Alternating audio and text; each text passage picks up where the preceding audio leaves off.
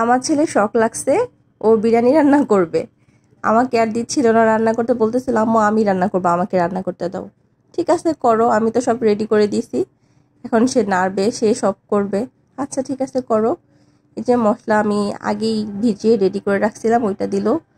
টক দই দিছে, তারপর সে এখানে মাংস দিবে, মাংসটা আমি ভেজে রেখেছিলাম, ও দিচ্ছে। বেশি তো রান্না করতে পারবে না, তাই অল্প পরিমাণ দিছি রান্না করতে। আচ্ছা থাক থাক, শখ যখন লাগছে করুক। আমার কিউট বাচ্চাটা ছোট ছোট হাত দিয়ে আবার রান্না করতে চায়। আপনাদেরও কি এরকম পাকা পাকা বেবি আছে বাড়িতে? দেখেন তো কত পাকা। ভিডিওটা আরো আগে ছিল, প্রায় উইন্টারের শেষের দিকে ছিল ভিডিওটা।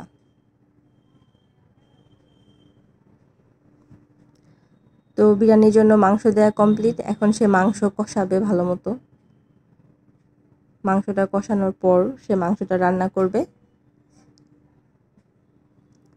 মানে স্টেপ বাই স্টেপ যা কিছু করা লাগতেছে সব কিছু সেই করতেছে।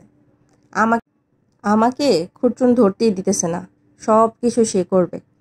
ঠিক আছে বাবা, এত যখন শখ করো। আমি পাওয়ারটাও চুলার কমিয়ে দিচ্ছি যাতে তার তাপ না লাগে বা কোনো ক্ষতি না হয়। তার পাশেই দাঁড়িয়ে আছি, এই যে সে পানি দিল। কোনো প্রিপারেশন ছাড়া ভিডিও, কারণ হঠাৎ করে সে বলতেছে আম্মু আমি রান্না করব। এই যে তারপর পানি দিল, এখন ভালো মতো সিদ্ধ হলে তারপর পোলাও দিবে। আমি ধুয়ে রাখছিলাম, তারপর সে দিল, একটু একটু করে দিচ্ছে, আমিও তাকে হেল্প করেছি। এত পাকনা আমার বাচ্চাটা, ইস আমার কিউটের ডিব্বাটা। কে কে খাবা আমার ছেলের হাতের বিরিয়ানি কমেন্ট করে জানাও। তো মাশাআল্লাহ বিরিয়ানি কমপ্লিট, অনেক মজা হয়েছিল।